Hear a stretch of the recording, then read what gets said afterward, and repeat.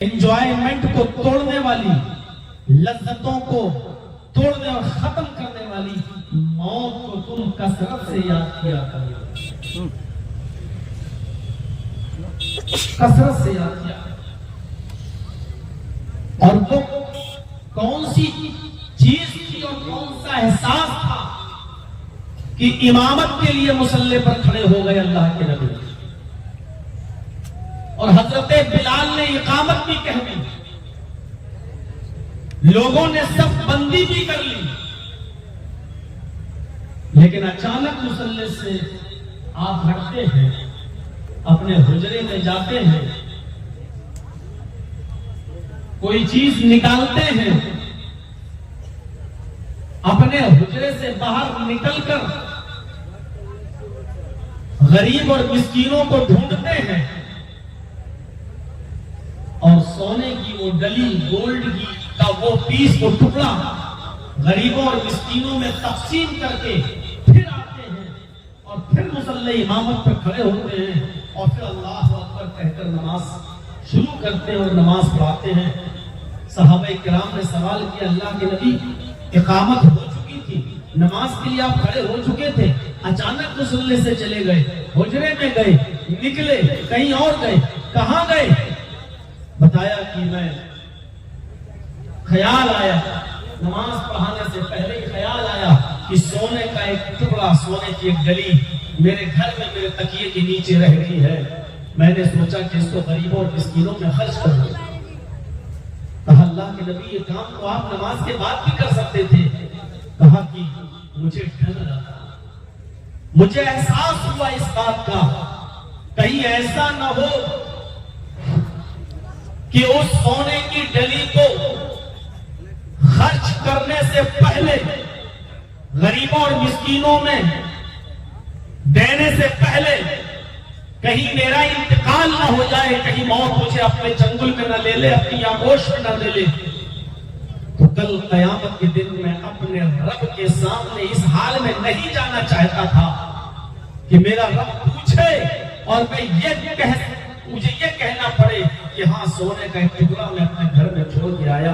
मैं नहीं चाहता था कि मैं कयामत के दिन अल्लाह के सामने खड़े होकर मुझे ये जवाब, ये कौन सा एहसास था? और ये एहसास हमें किस चीज से जोड़ रहा है? क्या जलसे में बैठते वक्त ये एहसास है हमें कि हम अपने घर प्रोग्राम को खत्म करने के बाद चैन और सुकून के साथ पहुंच सकते हैं? क्या इस बात की गारंटी है? हमारी जमात के बहुत बड़े आलिम डॉक्टर रज़ाउल्लाह मोहम्मद इदरीस सलफी, आज उनके नाम के आगे रहमतुल्लाह अलैह लगाना पड़ता है।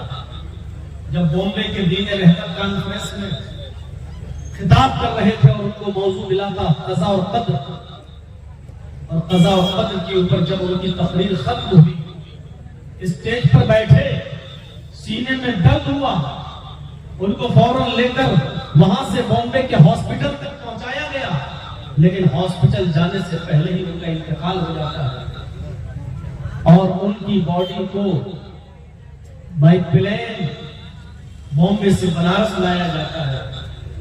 क्या पता था कि क़ज़ा और क़द्र के मौजू पर बोलने वाली ये हस्ती, इल्मी ये शख्सियत, इसकी क़ज़ा और क़द्र का वक्त आ चुका है? क्या मालूम था कि तकरीर खत्म करने के बाद हॉस्पिटल तक नहीं पहुंच पाएंगे? और हम आए तो थे सही और सलामत बनारस से और मुबारकपुर से होते हुए बॉम्बे की सरजमीन पर, और यहां से हम सही और सलामत अपने घर पे वापस भी जा पाएंगे। क्या इस शख्सियत को इस बात का इल्म था? मेरे प्यारे साथियों, ये हमारे और आपके साथ भी हो सकता है। और यही एहसास दिलाया था अल्लाह के नबी सल्लल्लाहु अलैहि वसल्लम ने।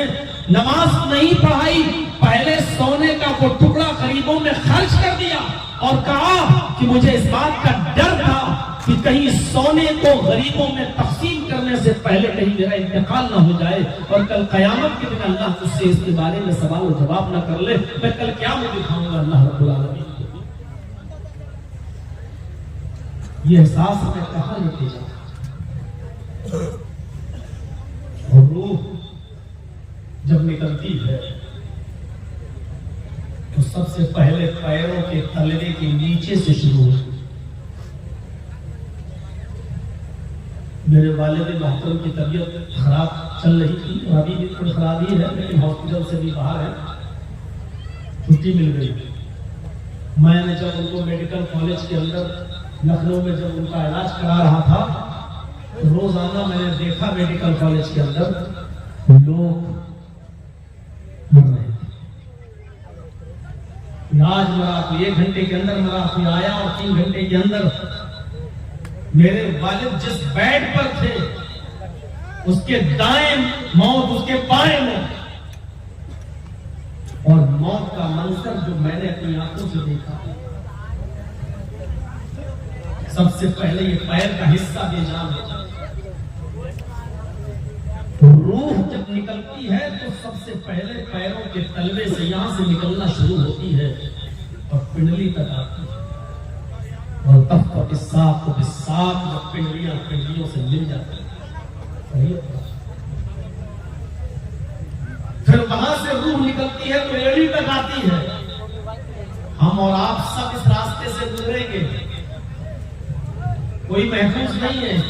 ये अलग बात है कि अभी कुछ मोहलत मिली हुई है नेक अमाल करने की।